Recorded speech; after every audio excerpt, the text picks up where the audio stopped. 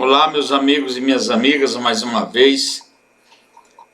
Retorno a essa tribuna política para falar de interesses do Brasil, de interesses coletivos, de interesse da maioria.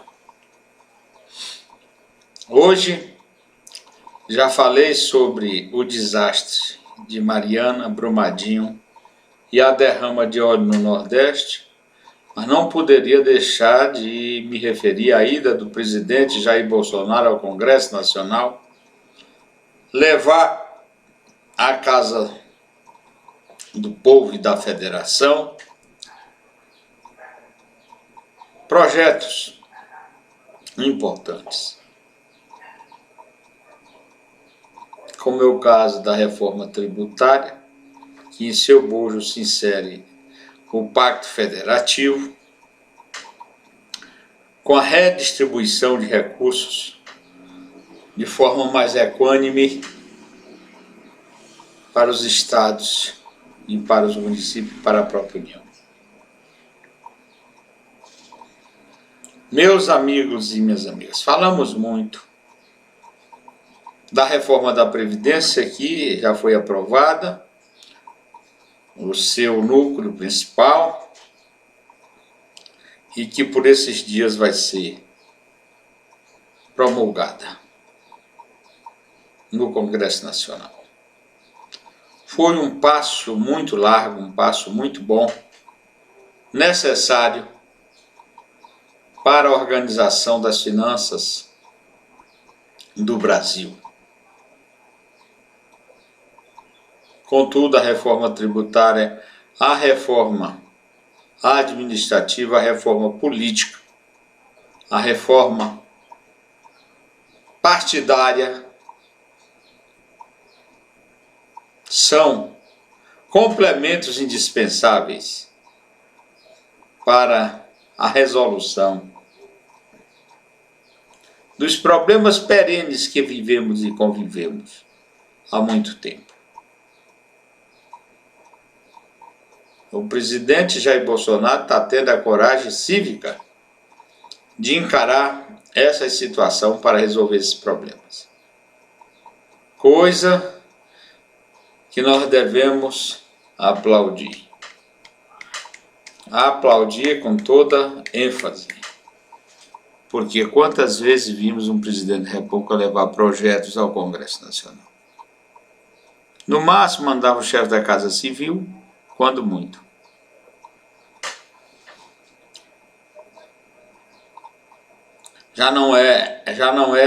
Era sem tempo a resolução, principalmente desse Pacto Federativo. Porque os municípios no Brasil, todos eles vivem à míngua.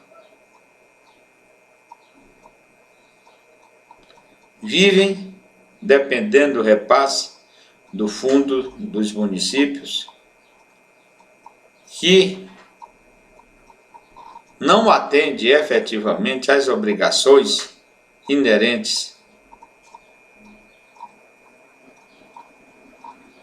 às prefeituras municipais. Agora estão falando que o governo quer extinguir os municípios de até 5.000 habitantes. Ora, isso é outra medida essencialíssima, porque a grande maioria dessas prefeituras mínimas são valha-couto de corruptos, que levam tudo. O que eles fazem desses municípios?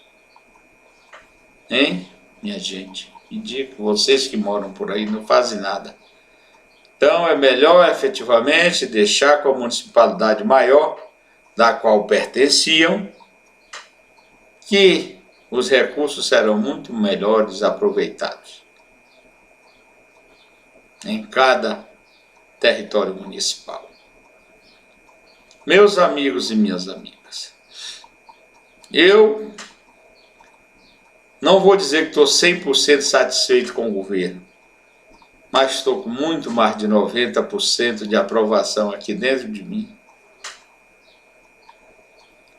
porque o governo corajosamente tem tomado as medidas necessárias, está tomando as medidas necessárias para corrigir os erros do passado, não desse governo, não do governo Temer, Michel Temer, mas do governo de Dilma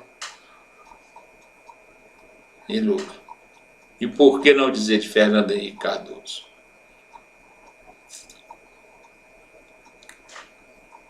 A oposição ao presidente Jair Bolsonaro é muito grande, é muito ferrenha, mas não é à toa, porque ele está acertando, ele está fazendo as coisas.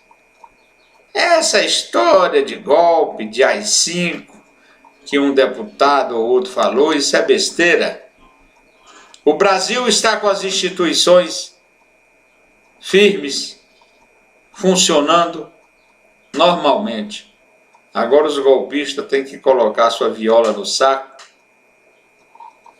e ficarem caladinhos. Porque um poder autoritário aqui nos trópicos se assemelha ao governo da Venezuela. É daquele jeito, o desmando, o descontrole econômico, administrativo, a inflação, a miséria, a fuga do povo para outros países onde tem um mínimo de esperança. É essa a realidade. Então o Brasil tem que encarar esses projetos de reformas com muita atenção. Com muita atenção, porque eles são necessários. Ainda mais porque temos dentro do país um desemprego ainda elevadíssimo, com mais de 12 milhões de pessoas desempregadas. Isso é insustentável. Os empregos têm que ser criados, gerados, para atender esses brasileiros. Que afinal de contas o Brasil é um país rico e não pode ficar sentado em cima do ouro, das riquezas e deixando o seu povo passar necessidade sem que seja preciso. O Brasil é potencialmente um dos países mais ricos do mundo. Dentro de nossas fronteiras e nosso território nós temos biodiversidade, temos minerais, temos terras agricultáveis da melhor qualidade e temos território onde pode ser plantado e colhido do melhor dessa terra. Nos alimentarmos e alimentar o mundo que carece de alimento, deseja, e o Brasil é o maior produtor, por exemplo, de carne bovina, é um dos maiores fornecedores de proteínas no mundo. Por isso mesmo, o presidente da França, o senhor Emmanuel Macron, atacou o Brasil, mediante aquelas queimadas da Amazônia, que não é culpa do governo e nem do povo brasileiro, são queimadas que surgem naturalmente na mata seca, por falta de chuva na região. O que eles querem mesmo é o subsolo, o que eles querem mesmo é a madeira, o que eles querem mesmo é privar o Brasil de agricultar aquelas terras, é privar o Brasil de criar animais bovinos, caprinos, ovinos, suínos, aves, que eles querem que o Brasil seja freado em seu desenvolvimento, porque aí fora tem um mercado que eles cobiçam também. E a carne brasileira, a soja brasileira, o minério brasileiro é muito solicitado, é muito demandado.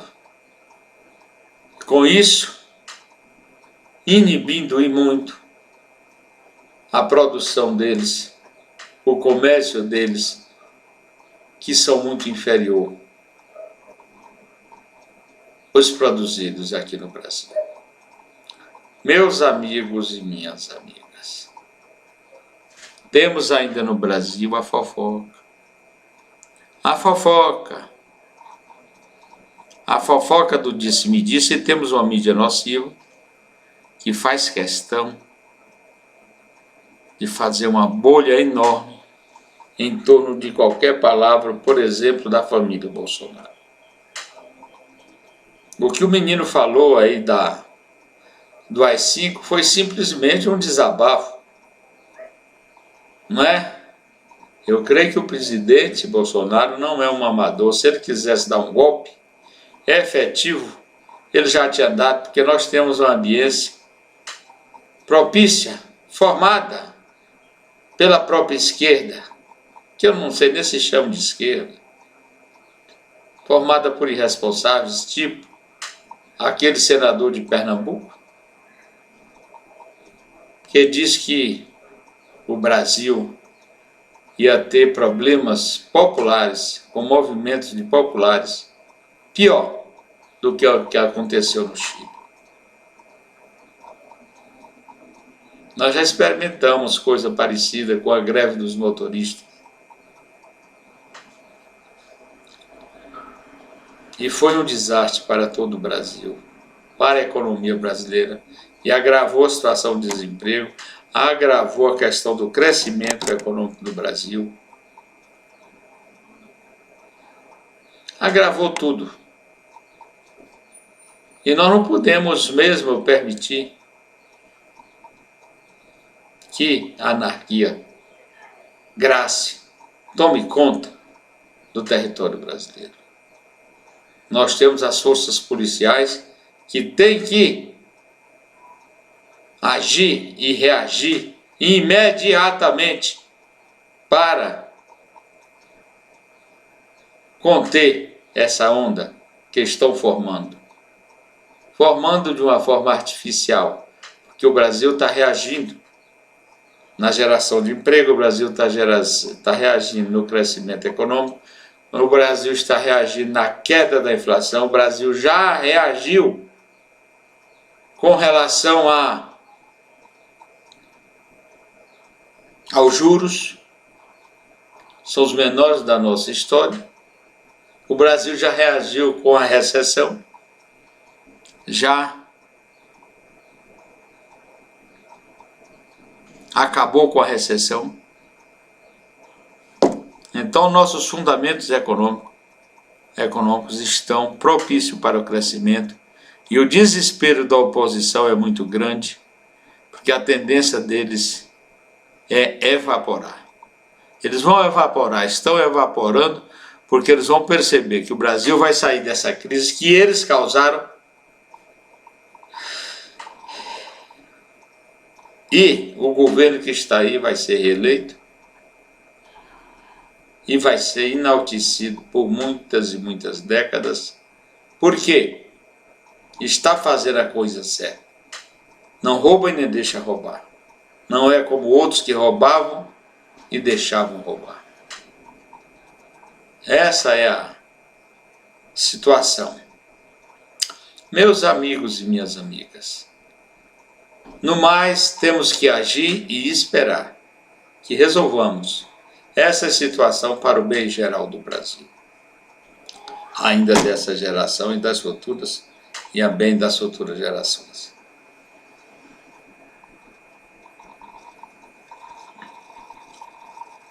Então, eu vou encerrando esta fala agora, na esperança que todas essas reformas que levaram ao Congresso Nacional sejam aprovadas e que no Brasil nós tenhamos paz, uma boa governabilidade e justiça nos atos daqueles que comandam os destinos do Brasil. Até uma próxima oportunidade. se Deus permitir. Muito obrigado.